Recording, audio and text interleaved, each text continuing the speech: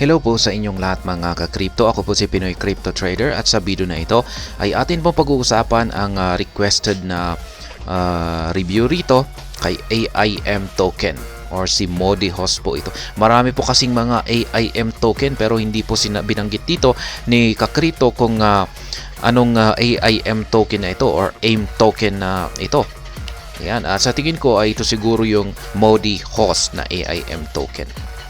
At ayan po ang ating i-review sa video na ito. Pero bago po tayo magpatuloy, ay nais ko lamang po munang bigyang linaw ang aking disclaimer kung saan ang nilalaman po ng video na ito ay hindi po ito isang financial advice. For education and information purposes lamang po ang layunin nito.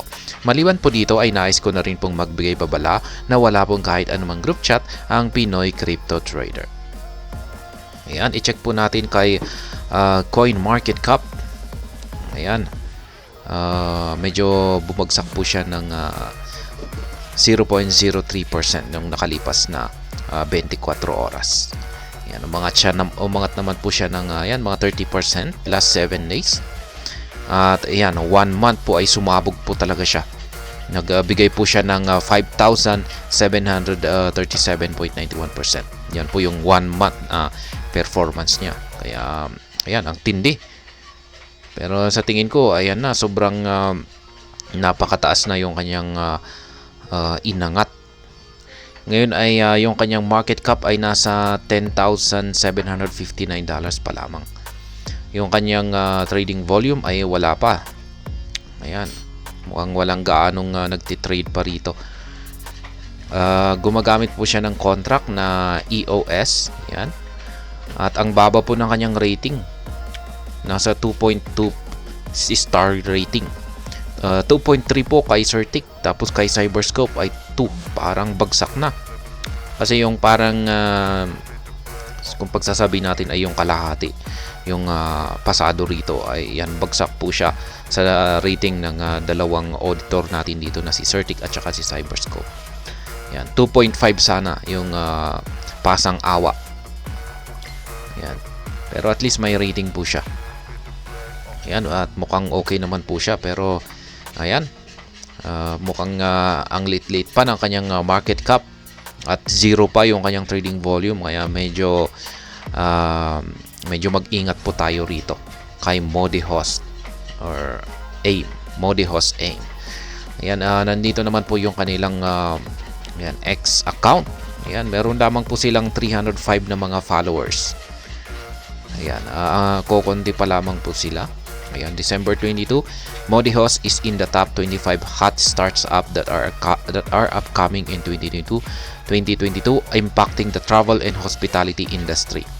Ayan, nasa hotel and restaurant management po sila. Ayan, yung kanilang blockchain. EO is blockchain to interlink AI and hotel management restaurants. Yan po yung parang features nila, yung tinututukan nila. Nasa hospitality industry po sila. Ayan, December 10. Ayan. Check naman po natin yung kanilang website. Ayan po, yung kanilang website. Ang style niya po ay parang blog na website. Ayan, mababasa natin po lahat dito ng mga information nila. Ayan, pero medyo parang kulang yung mga information natin dito. Information nila dito sa website. Ayan, wala tayong yung mga contacts nila. Ayan, walang gaanong link, parang inaayos pa. Parang hindi pa gaanong maayos yung kanilang website. Ayan, wala silang link sa mga social medias nila. Ayan, yung kanilang tokenomics, kanilang mga white paper dyan, mga documentations, at ayan, maraming kulang sa kanilang website. Pero ayan, siguro bagong-bago pa lamang po kasi, kaya ganyan, or medyo kulang sila ng manpower sa kanilang developers. Ayan, kulang sila ng mga team developers, kaya mabagal yung kanilang developments. Kaya ayan, pagdating naman po sa aking review, yan, base po sa aking mga na-research tungkol dito kay Modihos or AIM token. Ayan, ang maganda po sa kanila, meron po silang pros at saka cons. Unahin po natin dito sa pros. Yung pros ay ayan, meron po silang zero transaction fees. Ayan, murang-mura po kasi, murang-mura yung kanilang transaction fee. Zero po pala, free, libre. Ayan, wala kang babayaran sa kanilang transaction fee.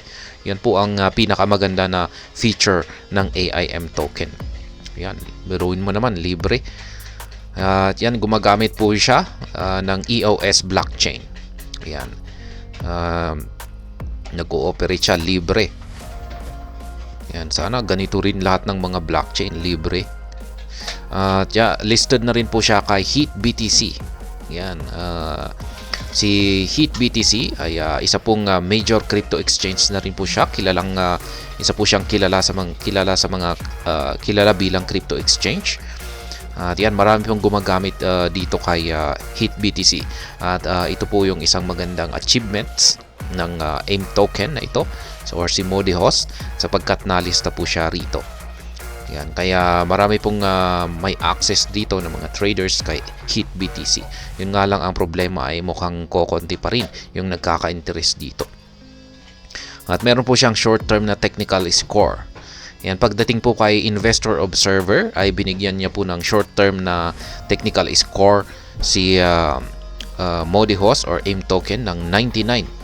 Yan, kaya nagpapakita na or nagsasuggest po ito ng isang bullish momentum. Pero yan, short-term lamang po yan. Pero yung ngayon ay binigyan po ni Certic at si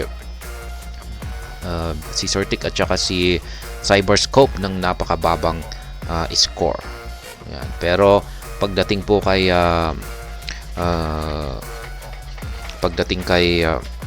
Investor Observer ay mataas yung kanilang binigay na score. Pero yan po siguro ay nung nag-uumpisa pa lamang, nung bago siya sumabog. Kasi makikita po natin dito, yan, sa kanyang monthly chart ay ayan, sumabog po talaga siya. Nagbigay po siya ng 5,749.08%. Kaya ayan po yung nangyari. Ngayon ay maliban po dyan ay meron naman po siyang potential para sa future development. Yun nga lang at mukhang mabagal talaga yung kanyang development. Kasi ayan, pero hindi natin alam. Malay natin baka meron silang siguro ay nagpaplano pa muna sila sa kanila, isabay-sabay na i-implement yung kanilang mga plano. Kaya yan, ang Modihos po ay ang layunin po nila ay i-integrate ang AIM token nila sa hotel management system. Kaya kapag nangyari ito, ay ito raw po yung magkakaroon siya ng potential na umangat yung kanyang value at magkaroon ng mga utilities. Kaya yan, gaya ng sinabi ko kanina ay yung focus po nila ay sa hotel management. At maliban po dyan ay ang isa pang magandang feature ni Modihos or AIM token ay yung kanilang decentralized storage. Yan, meron po silang gumagamit po sila ng decentralized storage para sa kanilang data. Kaya yan, dahil dito sa pamamagitan po nito ay sila po ay mas nakakapagbigay ng mas magandang security at saka resilience. Ngayon ay dito naman po sa cons. Yan, ang problema po rito ay meron po silang mababa na market cap. Yan, napakababa po ng market cap ng AIM token. Kaya ito po ay nagsasuggest na limitado lamang ang kanyang liquidity at ang kanyang potential para sa volatility. Kaya ayan, kung pag-check po natin dito kay CoinMarketCap ay makikita po natin dito yung kanyang market cap na nasa $10,782 lamang. At yan, zero na rin yung kanyang volume, trading volume. Kaya yan po yung kanyang cons. Yan, pinakamalaking cons or negative side. Yan, limited trading volume. Ayan, nakikita po natin zero. Ayan. Kaya mahirap pong mag-buy and sell dito ng large amount. Yan po ang problema kung pag ganyan po kababa or zero yung kanyang trading volume. Mahirapan kang mag-buy and sell dito. At ayan, lack of recent developments na rin at saka updates. Mapapansin po natin na mukhang parang tumigil na sila sa kanilang um, pag-develop. Yan, makikita natin dito na noong itong nakapin pa na ito na recent tweet nila ay nung taong 2021 pa. Kaya mukhang huminto sila sa kanilang developments. Kaya hindi po maganda yan. Kaya yan, meron din po silang, maliban dito ay meron na rin concerns tungkol sa mga centralized aspects. Ang Modihos po ay gumagamit po siya ng decentralized features. Ayan, yung platform niya mismo ay mayroon po siyang CRPT na token, ngunit ito po ay centralized. Kaya ito po ang siyang nagdudulot ng pagkabahala tungkol sa control at saka transparency nito. Yan, limited na rin yung kanilang information at saka transparency. Ang kanilang Modihos website at saka social media channels ay kulang po talaga ng mga information tungkol sa kanilang mga projects. Yan, wala po silang ipinapakitang roadmap. Hindi po natin kilala yung kanilang mga team at saka yung kanilang mga financial situation. Yan, kitang-kita po natin dito sa kanilang website ay yan, kulang na kulang yung mga information. Paano natin mas makikilala ang Modihos or AIM token nila kung ganito lamang kasimple yung kanilang website. At yan, hindi na rin po sila gaanong nag-update dito sa kanilang X account. Kaya yan po, wala talaga tayo, kung walang information ay ayan, wala tayong gaanong basihan or magiging parang criteria kung maganda ba itong form of investment or hindi. Kaya yan, pero ang AIM token naman o Modihos ay medyo parang may potential naman dahil sa unique yung kanyang application kung saan ay tinututukan po niya ang industriya ng hotel management at meron silang decentralized na storage system. Yan lamang po yung parang potential na posibleng magpalago.